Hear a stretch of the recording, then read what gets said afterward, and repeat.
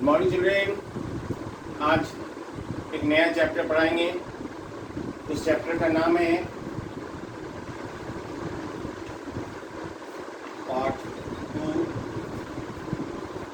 ब में आ की मात्रा, ल क बालक, चौ परमेश्वर, द्र चंद्र, ग में छुटाऊ की मतलब गु, प त संयुक्त चंद्रगुप्त। बच्चों,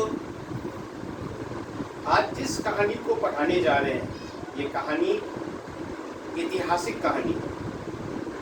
यह घटना आज से बहुत हजार वर्ष पहले हम लोग के देश में घट चुकी है। ये सच्ची कहानी है और इस कहानी के कारण ही हमारा देश जो है एकता में जुड़ पाया था। समझ में आया बच्चों? एक ऐसे बालक की कहानी है, एक ऐसे निर्भीक बालक की कहानी है, एक ऐसे साहसी बालक की कहानी है जिसके नेतृत्व में भारत देश का एकीकरण हुआ था। भारत देश के जितने भी छोटे छोटे जनपद थे, राज्य थे और प्रांत थे, भाषा के आधार पर किसी और आधार पर, वे सभी मिलकर एक देश का रूप लिया। बच्चों, हमारा देश आज इतना समृद्ध और शक्तिशाली है, इसका बहुत बड़ा कारण इस बालक को जाता है जिसका नाम चंद्रगुप्त। तो बच्चों, ये कहानी बालक चंद्रगुप्त के पे है और यह घटना आज से तकरीबन 2300 से 2400 वर्ष पहले की है। बच्चों, एक मगध साम्राज्य था, मगध नाम सुने हो? मगध। और उस साम्राज्य का, उस राज्य का जो राजधानी था वह था प में आ की मात्रा ट पाट, ल में छुटाई की मात्रा ली पाटली, प में छुटाऊ की मात्रा पू, त्र पुत्र, पाटलिपुत्र। देश का नाम क्या था? मगध। और उसकी राजधानी क्या थी? जैसे भारत की राजधानी नई दिल्ली है, वैसे मगध की राजधानी क्या थी? पाटलिपुत्र। प में आ की मात्रा पा, ट, ल में एक की मात्रा ली पाटली, प में छुटा हो गया पुत्र, पाटलिपुत्र। यह पुराना नाम है। इसका नया नाम है बच्चों प ट न में आ की मात्रा ना, पटना। तुम सभी जानते हो पटना जो है बिहार राज्य की राजधानी। बच्चों, बिहार जो है वही मगध का केंद्र बिंदु था। पहले जो पुराना बिहार था, जो अभी बिहार है और जो उससे पहले जो कट गया चारों तरफ, वो सब मिलकर एक मगध था जो दुनिया के किस कोने तक, तकरीबन ईरान तक, मध्य एशिया तक मगध साम्राज्य का राज्य था। वहां से लेके जावा, सुमात्रा तक जो है भारत एक देश हुआ करता था। बहुत बड़ा भूमंडल था। जो आज पाकिस्तान है, जो अफगानिस्तान है, जो बांग्लादेश है, ये सभी भारत के ही भूभाग थे, भारत के ही पहले प्रांत थे मगध साम्राज्य के समय। तो बच्चों, पाटलिपुत्र में मौर्य सेनापति का साधारण सा घर था। किसका? पाटलिपुत्र का जो सेनापति था उसका। सेनापति मतलब सेना का हेड। 100 में ए की मात्रा से, 9 में आ की मात्रा ना, सेना, प, त में छुटाई की मात्रा ती, मतलब सेना का प्रमुख। 100 में ए की मात्रा से, 9 में आ की मात्रा ना, सेना, प में र पदम की मात्रा, म में छुटाऊ की मात्रा, ख प्रमुख। सेना का प्रमुख का घर कैसा था? साधारण था। और सम्राट महापद्म नंद के अत्याचार से मगध कांप रहा था। यहाँ का जो राजा था उनका नाम क्या था? सम्राट। 100 म में र पदम की मात्रा, आ की मात्रा ट, सम्राट मतलब राजा। र में आ की मात्रा, ज में आ की मात्रा राजा। 9 र में ई की मात्रा, तलक स नरेश, अ में बड़ा की मात्रा भू, प, त में छुटाई की मात्रा ती। सम्राट में क्या होता है? राजा भी होता है, नरेश भी होता है, भूपति भी होता है, बहुत कुछ होता है और भी है। तो मगध का सम्राट कौन था? मगध का सम्राट का नाम था मौ में आ की मात्रा महा प हलंत मौ महापदम नौ और अंशवार गौ नंद महापदम नंद वंश का शासन था। मगध पर किसका शासन था? मगध और मगध और पर नौ उपरंशवार दो नंद वो उपरंशवार वंश में आ की मात्रा का तालब में आ की मात्रा 109 शासन था और इसके राजा महापदम नंद थे। महा हलंत पदम नंद। बच्चों, ये जो महापदम नंद थे ये बहुत ही अत्याचार कर रहे थे अपने ही जनता पर। क्या कर रहे थे? अत्याचार। यो में आ की मात्रा चौ में आ की मात्रा रो अत्याचार। और क्या थे वो? वह अत्याचारी नहीं थे, क्रूर भी थे। मतलब अपने ही प्रजा, अपने ही सेना जो सच्चाई से बोलता उसको वह या तो जेल में डाल देते थे या फांसी पे चढ़ा देते थे। बच्चों, मौर्य सेनापति के बंदी हो जाने के कारण उनके कुटुंब का जीवन बड़े कष्ट से बीता। मौर्य सेनापति क्या हो गया? बंदी हो गया। सेनापति को क्या किया गया?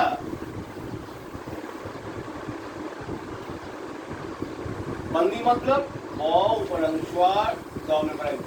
बंदी मतलब जेल में डाल दिया गया। जेल में डालना। और कुटुंब मतलब होता है परिवार।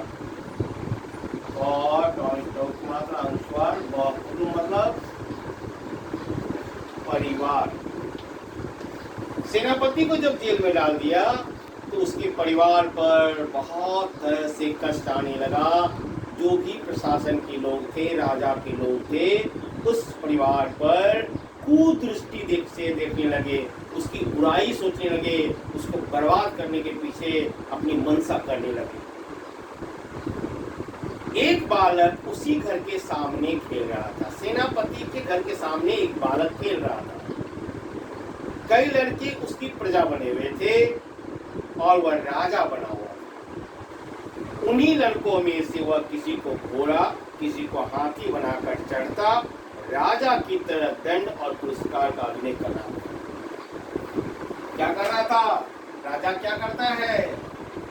राजा के पास दो चीज होता है, पुरस्कार और दूसरा होता है दंड। बच्चों, राजा के नजर में जो अच्छा काम करता है प्रजा में उसको पुरस्कार मिलता है, प्राइज मिलता है, लेकिन जो बदमाशी करता है उसको दंड मिलता है।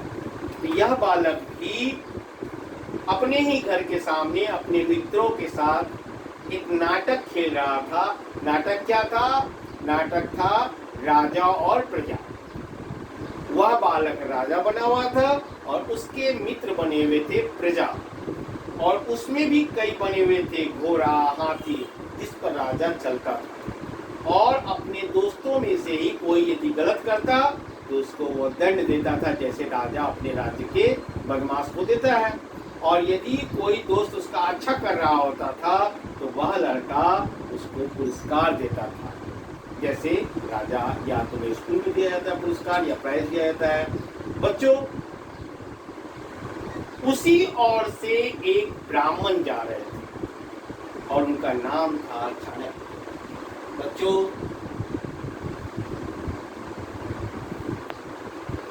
हमको हमेशा याद रखना चाहिए कि दो नाम इतिहास में सदा अमर रहेगा।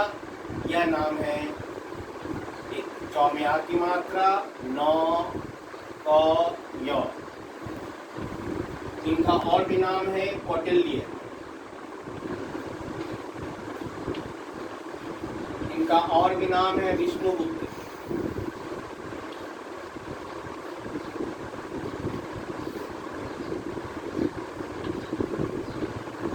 राजनीतिज्ञ थे।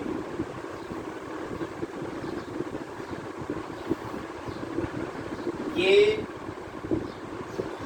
प्राचीन काल से आज तक पूरे संसार में सबसे बुद्धिमान राजनीतिज्ञ के रूप में चाणक्य जाने जाते हैं। चौ में आ की मात्रा, नौ क य, चाणक्य। चाणक्य जो थे बुद्धिमान थे, उन्होंने उस बालक की राज क्रीड़ा बड़े ध्यान से देखी। कौन सा खेल खेल रहा था वो? राज्य क्रीड़ा कर रहा था, राज्य का खेल कर रहा था। उसके मन में कुतूहल हुआ और कुछ विनोद भी हुआ, कुछ जिज्ञासा हुआ। कुतूहल मतलब चाणक्य को, जब चाणक्य ने उस बच्चे को यह खेल खेलते देखा राजा और प्रजा का, तो थोड़ा उनको आश्चर्य भी लगा और विनोद मतलब मनोरंजन भी हुआ। उन्होंने उस बालक की राज क्रीड़ा बड़े ध्यान से देखा, कुतूहल भी हुआ और विनोद भी हुआ। उन्होंने ठीक से ब्राह्मण की तरह उस बालक के पास जाकर याचना। वो एक ब्राह्मण बन के कहाँ चले गए? उस राजा के पास गए, वो बालक जो राजा बना हुआ था, और उससे क्या याचना किया? याचना मतलब निवेदन, याचना मतलब नौ में आ की मतलब चौ, नौ में आ की ना, याचना क्या मतलब? निवेदन, रिक्वेस्ट। नौ में चटाई की मात्रा, वो में एक की मात्रा, दो नौ, निवेदन किया, रिक्वेस्ट किया। क्या रिक्वेस्ट किया? राजन, मुझे दूध पीने के लिए गौ चाहिए। राजा को राजन भी बोलते हैं। राजा को क्या बोलते हैं? राजन, सम्राट, भूपति, नरेश। क्या बोला? राजन, मुझे दूध पीने के लिए गौ चाहिए। किसने कहा? वह ब्राह्मण ने कहा। किससे कहा? वह बालक जो राजा बनकर बैठा हुआ था। बालक ने भी राजा सी उदारता का अभिनय करते हुए पास ही चलती हुई गायों को दिखाकर कहा, इनमें से जितनी गायें हैं ले लो। वह बालक भी राजा की भांति उस ब्राह्मण को दान देने में क्या कहा? इनमें से, वहां जो गायें चल रही थी, बोला इनमें से जितनी इच्छा हो गायें ले लो। ब्राह्मण ने हंसकर कहा, राजन, ये जिसकी गायें हैं वह मारने लगे तो? जब वो बच्चा बोला कि सारे गाय ले लो ब्राह्मण देवता, तो ब्राह्मण ने भी बोला कि हे राजन, ये जिनका गाय है, यदि यह गाय मैं ले लूं तो वो मारेंगे कि नहीं हमको? बालक ने सगर्व छाती फुलाकर कहा, किसका साहस है जो मेरे आदेश को ना माने? मैं राजा हूं, मेरी आज्ञा अवश्य मानी जाएगी। वो राजा की तरह, राजा जैसे अपने स्वाभिमान में ताकत साहस का परिचय देता है और कैसे कहता है, किसका साहस है जो मेरे आदेश को न माने? मैं राजा हूं इस राज्य का, मेरी आज्ञा अवश्य मानी जाएगी। उस बालक ने कहा। ब्राह्मण ने आश्चर्य से पूछा, राजन, तुम्हारा नाम क्या है? तब तक वहां उसकी माँ आ गई। वे ब्राह्मण के से हाथ जोड़कर बोली, महाराज, ये बड़ा शरारती बालक है, इसके लिए कोई अपराध पर ध्यान मत दीजिएगा, यदि इससे कोई गलती हो। ब्राह्मण ने कहा, कोई चिंता नहीं माँ जी, यह बड़ा होनहार बालक है। महाराज, यह बड़ा शरारती बालक है, इसमें कोई अपराध का ध्यान मत दीजिएगा। ब्राह्मण ने कहा, कोई चिंता मत कीजिए, यह बच्चा होनहार है, इसकी मानसिक उन्नति के लिए तुम इसे किसी गुरुकुल में, राजकुल में भेज दो। ब्राह्मण, उसकी माँ रोने लगी और बोली, हम लोगों को तो राजा ने दंडित किया है, मेरे पति राजा की आज्ञा से बंदी बना लिए गए हैं। वो स्त्री क्या बोला कि हमें तो राजा ने दंडित किया है, हमें तो राजा, हमारे पति को तो जेल में भेज दिया है। बालक ने कहा, ब्राह्मण ने कहा, बालक का कुछ अनिष्ट नहीं होगा, तुम इसे अवश्य राजकुल में ले जाओ। किसने कहा? ब्राह्मण ने कहा। किसे कहा? उस बालक जो राजा बना हुआ था, उसकी माँ से कहा कि इसे जाओ और ले जाकर तुम राजकुल में, जहाँ पे राजाओं के बच्चे पढ़ते थे, जो पढ़े लिखे घर के बच्चे पढ़ते थे, वहां भेजने के लिए कहा। इतना कहकर बालक को आशीर्वाद ब्राह्मण देखकर चले गए। उसकी माँ बहुत डरते हुए अपने चंचल और साहसी लड़के को लेकर राज्यसभा में पहुंची। राज्यसभा मतलब जहाँ राजा बैठते थे। राज्यसभा मतलब बच्चों जहाँ राजा बैठते थे।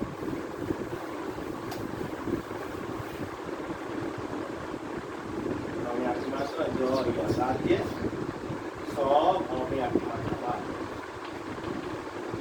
राजा अपने मंत्रियों के साथ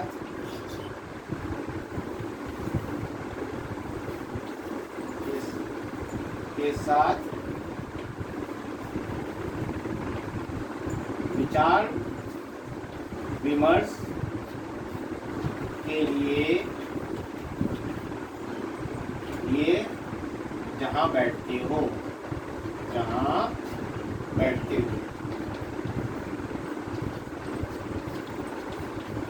राज्यसभा उस स्थान कहते हैं जब राजा जहाँ अपने मंत्रियों के साथ, अपने अधिकारियों के साथ राज्य कैसे चले उस पर नीति बनाया जाता है, पॉलिसी बनाया जाता है, उसको बोलते हैं राज्यसभा। इस बच्चे को लेकर उसकी मां राज्यसभा में पहुंची। नंद एक क्रूर और दूसरों को सताने वाला राजा था। नंद कैसा राजा था? मैंने पहले कहा, वह एक क्रूर था, अत्याचारी था, लोगों पे तरह तरह के जुल्म ढाता था और सताने का काम करता था जैसे शैतान लोग करता है। और उसकी राज्यसभा जो है बड़े बड़े चापलूस मूर्खों से भरी रहती थी। उसके जो मंत्री थे, जो अधिकारी थे, वही लोग थे जो दिन रात राजा के चापलूसी में लगे रहते थे और सारे के सारे मूर्ख थे।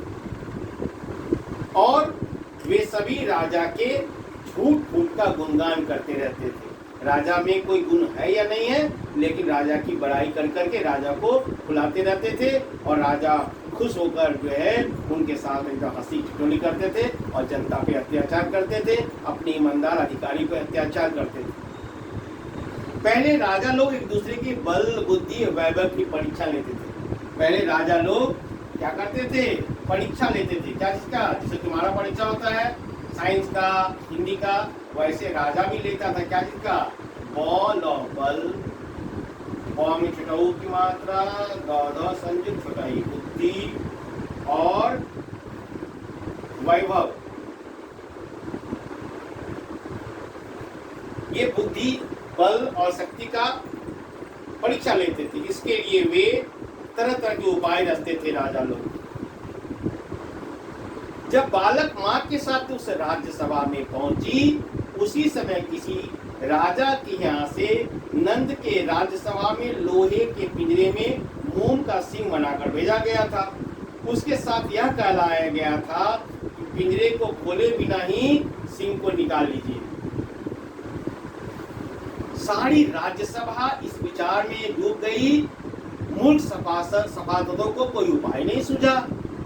जो मूर्ख लोग थे उनको समझ में नहीं आ रहा था कि बिना छुए, बिना कुछ कहे, उसमें जो शेर है उसको कैसे बाहर निकाला जाए। सारे लोग परेशान थे। बालक ने जब देखा तो वो से चुप नहीं रह गया। वह जोर से कहा, राजन, राजा जी, मैं इस शेर को निकाल दूंगा। सब लोग हंस पड़े। राजा नंद को भी आश्चर्य हुआ। नंद ने पूछा, यह कौन है? मालूम हुआ राज्यबंदी मौर्य सेनापति का लड़का है। उनके ही सेनापति जो जेल में है उनका लड़का है। फिर क्या था, नंद को क्रोध से और आग बबूला उठा। नंद जो राजा नंद जो थे और गुस्सा हो गया, क्योंकि उसके बंदी का बेटा था, उसकी जिसमें जेल में डाला था उसका बेटा था। उन्होंने कहा, बोला, यदि इसे तुम नहीं निकाल सका तो तू भी इस पिंजरे में सब दिन के लिए बंद कर दिया जाएगा। राजा ने क्या कहा, यदि तुम नहीं निकाल पाएगा तो तुम्हें भी मैं जेल में डाल दूंगा, इसी पिंजरे में डाल दूंगा। उसकी माता ने देखा यह विपत्ति कहाँ से आ गई, यह कष्ट कहाँ से आ गई, यह परेशानी कहाँ से आ गई। परंतु बालक तो निर्भीक था। वह आगे बढ़ा और पिंजरे के पास जाकर उसने भली भांति देखा। फिर लोहे की सलाखों को गर्म करके उस सिंह को पिघलाकर पिंजरे को खाली कर दिया। कैसे खाली किया? क्योंकि वह शेर क्या चीज से बना हुआ था? मोम से बना हुआ था। तो क्या किया, उसने एक रड को गर्म करवाया और कपड़े से उस रड को पकड़ा, ऐसे करके पकड़ा और उस शेर में लगा दिया। शेर क्या हुआ, उस गर्म से धीरे धीरे पिघल गया और पिघल कर पूरा, तुम चित्र में देखो, चित्र में है कैसे पिघल कर नीचे जा रहा है बच्चों। सारा शेर जो है वो मोम बनकर पिघल कर बाहर आ गया। सब लोग चकित रह गए। राजा ने पूछा तुम्हारा नाम क्या है? उसने कहा मेरा नाम चंद्रगुप्त है, चंद्रगुप्त मौर्य। बच्चों मौर्य सेनापति, मौर्य शासन का वो सेनापति, मौर्य का वो संस्थापक था, मौर्य वंश का संस्थापक बना। फिर राजा ने प्रसन्न होकर उसे तक्षशिला के विश्वविद्यालय में पढ़ने के लिए भेज दिया। बच्चों आज जो नाम सुने तुम लोग, तक्षशिला,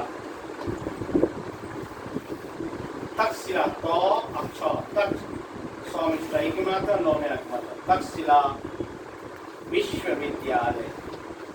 बच्चों ये जो है अभी पाकिस्तान में है, जो टूटा फूटा पड़ा हुआ है। आज से 2300 वर्ष पहले दुनिया का सबसे बड़ा यूनिवर्सिटी था। यहाँ 10,000 बच्चे पढ़ते थे, 2,500 टीचर रह के पढ़ाते थे। तक्षशिला के बाद नालंदा विश्वविद्यालय बना, उज्जैन विश्वविद्यालय बना और विक्रमशिला विश्वविद्यालय बना। कौन कौन सा विश्वविद्यालय मैं बोल रहा हूँ?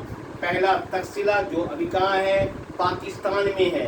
दूसरा बना नालंदा विश्वविद्यालय, वह कहाँ है? मगध मन पटना के बगल में, बिहार में। तीसरा एक उज्जैन विश्वविद्यालय है, वह मध्य प्रदेश में था। और चौथा विक्रमशिला विश्वविद्यालय, विक्रमशिला विश्वविद्यालय जो बिहार के ही भागलपुर जिले में पाल वंश के द्वारा बनाया गया था। नालंदा जो है वह गुप्त वंश के द्वारा बनाया गया था। और तक्षशिला विश्वविद्यालय वैदिक काल में बनाया गया था राजाओं के द्वारा। यहाँ पे दुनिया के लोग पढ़ने आते थे।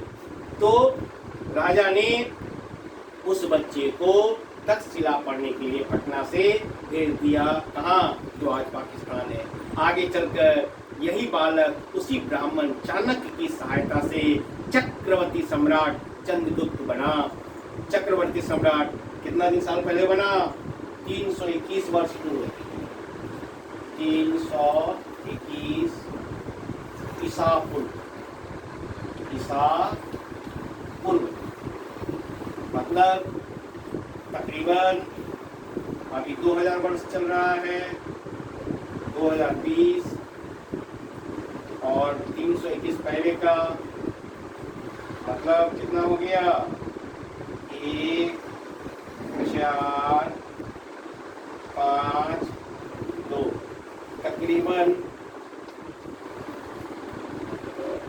और यही बालक जो है सिंहासन पर बैठा और बाहुबल से सिकंदर के यूनान साम्राज्य का आतंक को भी खत्म कर दिया। एक सिकंदर जो आया था उसे भी हराकर यहाँ से यही बालक ने भेजा। तो बच्चों ये कहानी खत्म हो गया। मैं कुछ प्रश्न दे दूंगा जिसे तुम्हें करना है होमवर्क।